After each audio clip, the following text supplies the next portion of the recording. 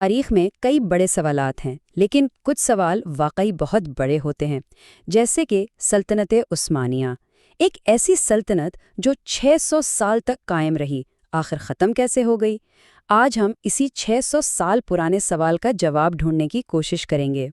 600 سال، ذرا اس عدد کے بارے میں سوچئے۔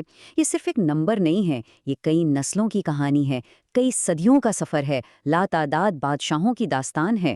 کسی بھی سلطنت کا اتنے لمبے عرصے تک قائم رہنا بھئی کوئی معمولی بات تو نہیں ہے۔ اور یہی وہ سوال ہے جو ہمیں آج کی گفتگو کے مرکز میں لاتا ہے۔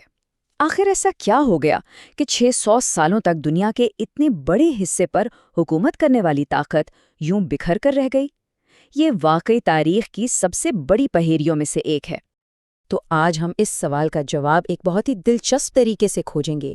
ہم اس 600 سال پرانے سوال سے شروع کریں گے، پھر ایک ناظر کے کامنٹ میں چھپے طاقتور جواب کو دیکھیں گے، ہم صنعتی انقلاب کی تفریق کو سمجھیں گے، پھر معاشی زوال کی کڑی سے کڑی ملائیں گے، اور آخر میں دیکھیں گے کہ اس سب سے ہمیں کیا سبق ملتا ہے۔ تو آئیے شروع کرتے ہیں۔ تو پہلا حصہ، وہی 600 سال پرانا سوال، اتنی لمبی، اتنی طاقتور حکمرانی اور پھر زوال، آخر کیسے؟ اب دیکھیں، اتنے بڑے سوال کا جواب اکثر موٹی موٹی کتابوں میں ملتا ہے نا، لیکن کبھی کبھی ایک سادہ سا جملہ بھی بہت گہری حقیقت بیان کر جاتا ہے۔ اور یہی بات ہمیں ہمارے دوسرے حصے کی طرف لاتی ہے، ایک کامنٹ کا طاقتور جواب۔ جی ہاں، ہم ایک یوٹیوب ویڈیو پر کیے گئے ایک کامنٹ کو اپنی اس پوری وضاحت کی بنیاد بنانے جا رہے ہیں۔ یہ کامنٹ ایز اے ٹرکش نامی ایک صارف کا ہے، اور وہ لکھتے ہیں، ایک ترک ہونے کی حیثیت سے عثمانیوں نے طاقت صنعتی انقلاب کی وجہ سے کھوئی۔ عثمانی سلاطین نے صنعت کو اہمیت نہیں دی اور مغربی یورپ سے پیچھے رہ گئے، پھر معاشی طور پر کمزور ہو گئے۔ الفاظ بہت سادہ ہیں، لیکن ان کے پیچھے ایک پوری تھیوری چھپی ہوئی ہے۔ تو اس پورے تبصرے کا نچوڑ کیا نکلا؟ ایک سیدھی سی بات، صنعت کاری میں ناکامی۔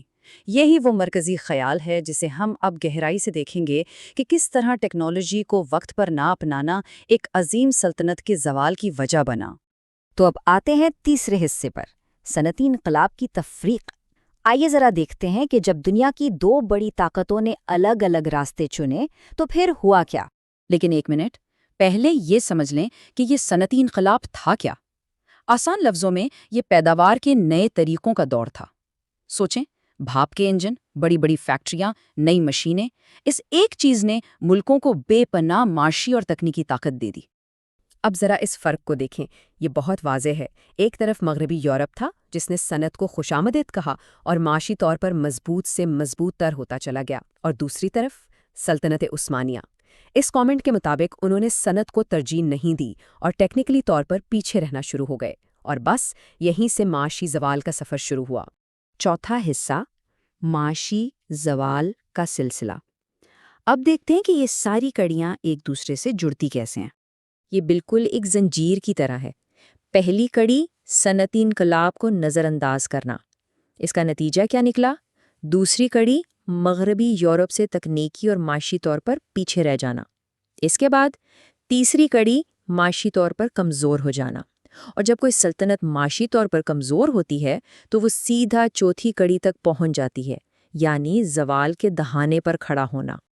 اور یہ کمزوری صرف کوئی خیالی بات نہیں تھی، اس کا ٹکراؤ ایک حقیقی تاریخی واقعے سے ہوا جو فیصلہ کن موڑ ثابت ہوا، پہلی جنگ عظیم۔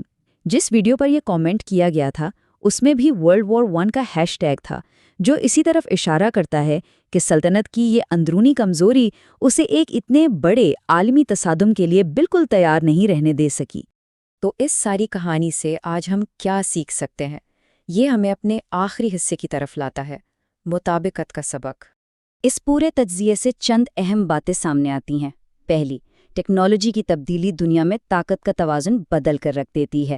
دوسری، اگر آپ صنعتی تبدیلیوں سے منہ موڑیں گے تو آپ دوڑ میں بہت پیچھے رہ جائیں گے۔